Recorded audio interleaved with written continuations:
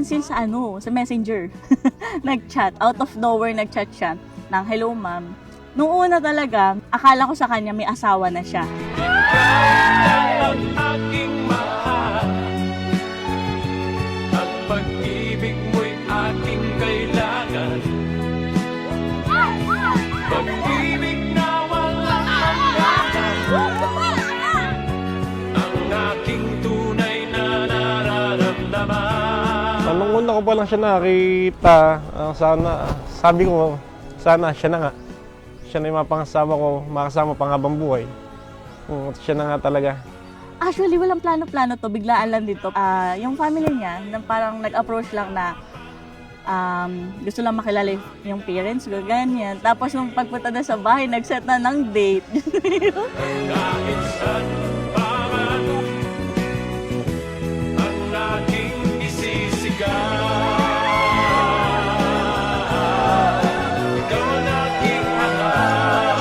Nakakatawa kasi nirespeto niya yung magulang ko, pati yung boundaries na sinet sa akin ng family ko, which is, wag isuko ang bataan.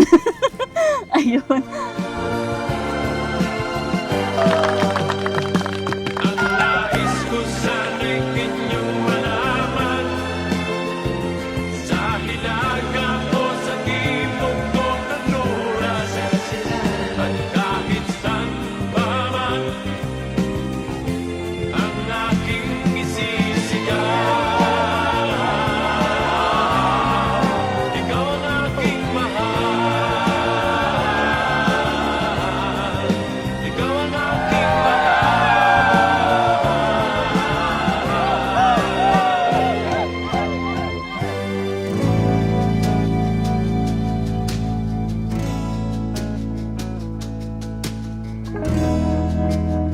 Tapos, ayun, nakakatuwa, nakasama yung panahon. Kanina umaambon-ambon, nakakabahan ako.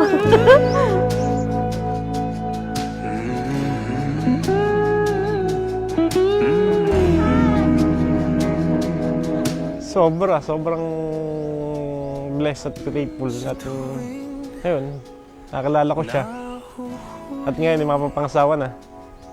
Nakakatuwa sa tao na yun kasi nagpunta talaga siya sa bahay, umakyat siya ng ligaw. Formal talaga siyang pumunta sa bahay, nagpakilala, gano'n. Kung mapigilan na kiligin ang bukas ay di natitigil sa Both side talaga, tanggap. Siya, sa family namin, para na siyang anak. Tapos sa family niya, nakakatuwa kasi ganun din yung pinaparamdam nila sa akin. ang aking kapiling.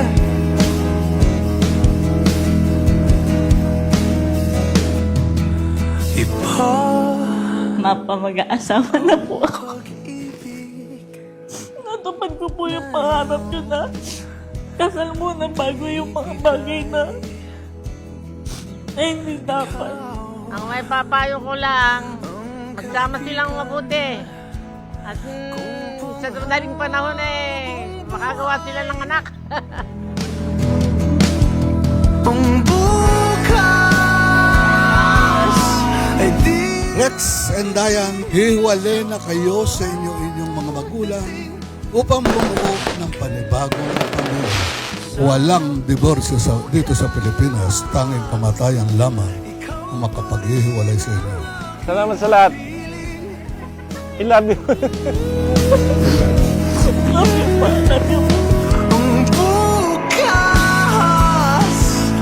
ay di natitigil sa pagdating.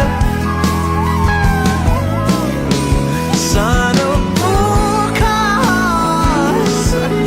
ikaw pa rin ang aking kapiling.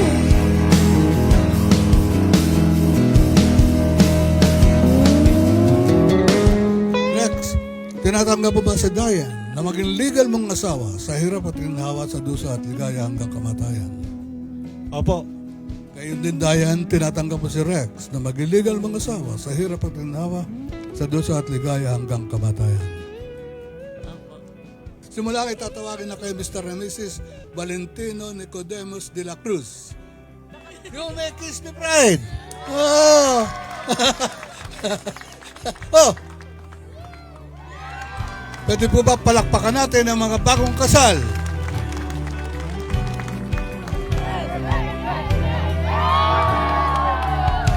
Love, sana huwag ka magbabago. Mas paramdaman pa sa akin kung gaano mo ako kamahal. Kasi sabi ko naman sa'yo, pagka minahal ako, mas mamahalin ko rin ng sobra-sobra. Love, eto, dito na tayo, kakasal na tayo ngayon. Sana habang mapasensya mo. At sana lalo pa akong mahalin. Mahal na mahal kita.